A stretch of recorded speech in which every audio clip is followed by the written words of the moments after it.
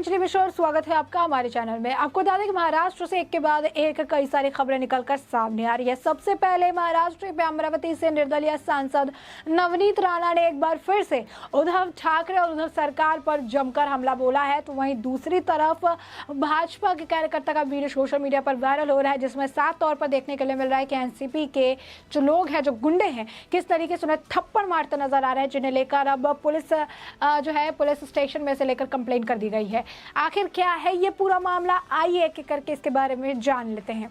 बता दें कि महाराष्ट्र के अमरावती से निर्दलीय सांसद नवनीत राणा ने एक बार फिर मुख्यमंत्री उद्धव ठाकरे पर वार करते हुए कहा कि ये हनुमान चालीसा के खिलाफ है और मैं भागने वाली नहीं हूं। नवनीत राणा और उनके पति रवि राणा ने दिल्ली में एक प्रेस कॉन्फ्रेंस कर उद्धव ठाकरे सरकार को आड़े हाथ लिया।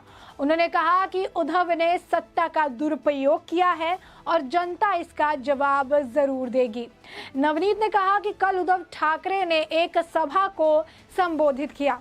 उद्धव सरकार ने कहा कि ये सभा मुंबई बीएमसी के लिए और लोग पूरे महाराष्ट्र में बुलाए गए थे। नवनीत ने कहा कि यह सभा में उद्धव ने गरीबों की परेशानी के बारे में बात नहीं की, रोजगार के बारे में बात नहीं की। महाराष्ट्र की जनता भयानक बिजली संकट से जूझ रही है, इसको लेकर भी कोई बात नहीं हुई। इनको केवल हनुमान चालीसा से दिक्कत है और यह हनुमान चालीसा के खिलाफ है और इससे भागने वाली मैं नहीं हूँ।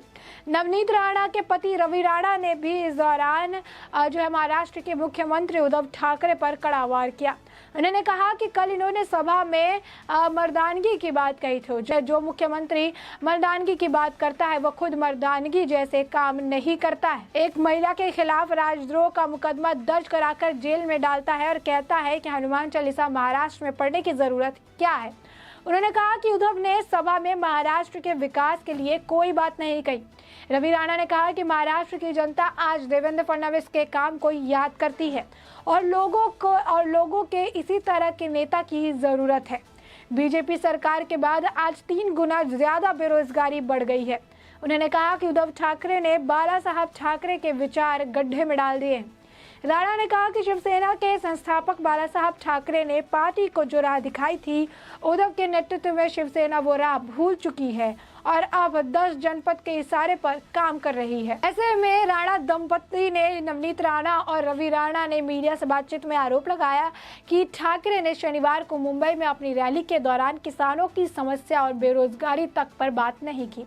उन्होंने कहा कि एक समय शिवसेना ने ऐलान किया था कि वो औरंगाबाद का नाम बदलकर संभाजीनगर रखेगी, लेकिन अब मुख्यमंत्री कहते हैं कि इसकी जरूरत नहीं है। राणा ने कहा कि उद्धव ठाकरे इस बात को लेकर चिंतित है कि अगर उन्होंने औरंगाबाद का नाम बदलने का अपना वादा निभाया तो शिवसेना के गठबंधन के साथी उनसे समर्थन वापस ले लेंगे और सरकार गिर जाएगी। नवनीत ने कहा कि मुख्यमंत्री के दिमाग में डर भरा है। उन्होंने आरोप लगाया कि इसी के चलते शिवसेना ने अपने हिंदुत्व को किनारे लगा दिया है। सरकार की आलोचना करते हुए राणा ने कहा कि शिवसेना औरंगजेब सेना बन गई है।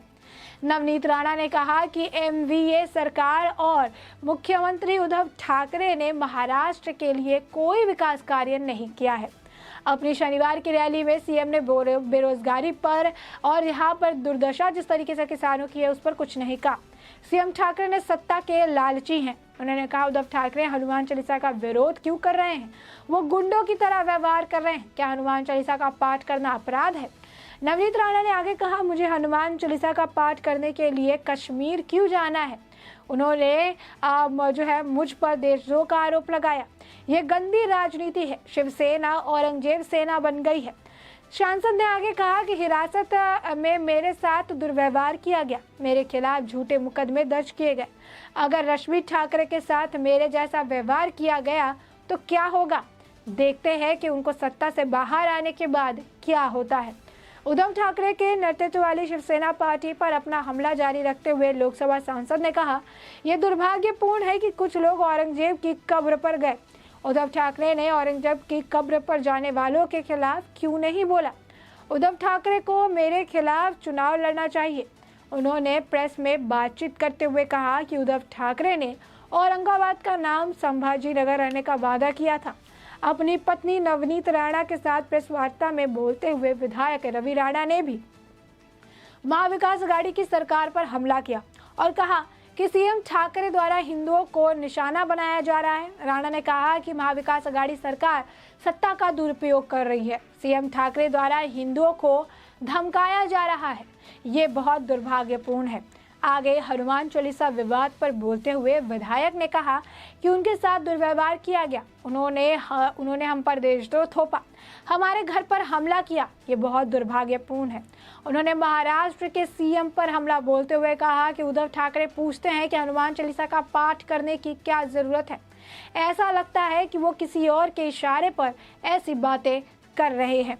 महाराष्ट्र को देवेंद्र फडणवीस जैसे मुख्यमंत्री की जरूरत है।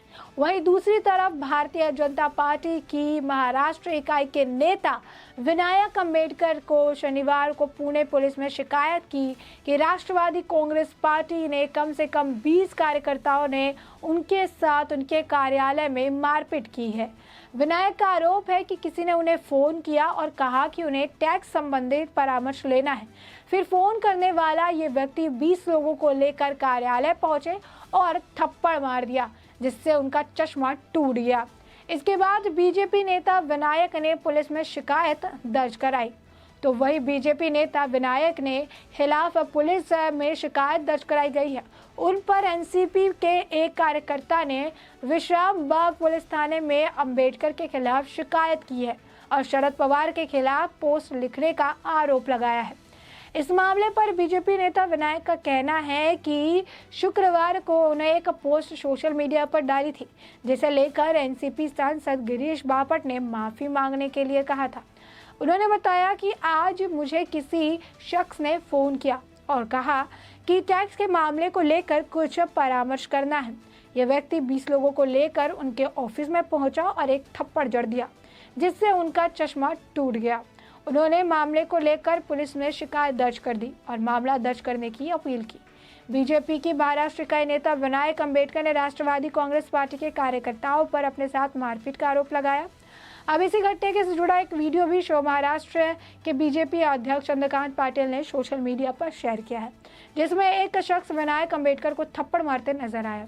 चंद्रकांत पाटिल ने अपने ट्वीट में वीडियो शेयर करते हुए लिखा कि महाराष्ट्र प्रदेश भारतीय जनता पार्टी प्रवक्ता विनायक अम्बेडकर पर एनसीपी के गुंडों ने हमला किया है और बीजेपी की ओर से इस हमले की मैं कड़ी निंदा करता हूँ।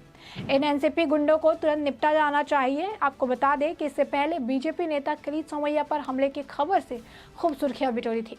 किरीट सोमैया की गाड़ी पर हमला किया गया था, जिसके बाद उनकी गाड़ी का शीशा टूट गया, उनके मुंह पर शीशा लगा, जिसके बाद खून बहना शुरू हो गया। इस हमले के बाद उन्होंने ट्वीट करते हुए कहा कि सीएम उद्धव ठाकरे को गुंडा लोगों पुलिस ने खार पुलिस स्टेशन पर इकट्ठा होने दिया। उन्होंने कहा कि मैं बाहर निकला तब इन गुंडों ने पत्थरबाजी की, जिसके चलते कार की खिड़की का ग्लास टूटकर मुझे लगा। अब ऐसे में आप देख सकते हैं किस तरीके से महाराष्ट्र में लगातार सियासी घमासान जारी है। एक के बाद एक मुद्दे सामने आते रहते हैं और इसे लेकर बयानबाजी भी जोरों पर की जाती है। नवनीत राणा के साथ हनुमान चालीसा का मुद्दा मातोश्री में पढ़ने से इसकी शुरुआत हुई, फिर जेल हुई, बेल हुई और कई सारी बयानबाजी की गई। बीच में नवनीत राणा ने उद्धव ठाकरे को चुनाव लड़के जीतने का भी चैलेंज दिया, लेकिन उस पर बयानबाजी नहीं की। कोर्ट का दरवाजा खटखटाया गया और एक बार फिर से नवनीत राणा मैदान में उतरती नजर आई। फिर से चुनाव के लिए कहा, फिर से उद्धव ठाकरे को गलत मुख्यमंत्री बताया और बताया कि किस तरीके से उद्धव ठाकरे लालची मुख्यमंत्री है और लोगों के बारे में, जनता के बारे में कुछ भी नहीं सोचते, कुछ भी नहीं करते। साथ ही उन्होंने शिवसेना को औरंगजेब की सेना बताया। तो एक तरफ नवनीत राणा और उनके पति रवि राणा जो है महाराष्ट्र के मुख्यमंत्री उद्धव ठाकरे पर तंज कसते नजर आए, तो वहीं दूसरी तरफ बीजेपी नेता के ऊपर एनसीपी के गुंडों द्वारा हमला देखने के लिए मिला, थप्पड़ जड़ा गया, जिसे लेकर अब कार्रवाई की मांग की जा रही है। अब ऐसे में हमने आपको ये पूरा मुद्दा बड़े ही विस्तार से बताया है कि क्या कुछ नवनीत राणा बोल रही है, बीजेपी के कौन से नेता को थप्पड़ मारा गया, इस पर क्या कुछ प्रतिक्रिया देखने के लिए मिली है।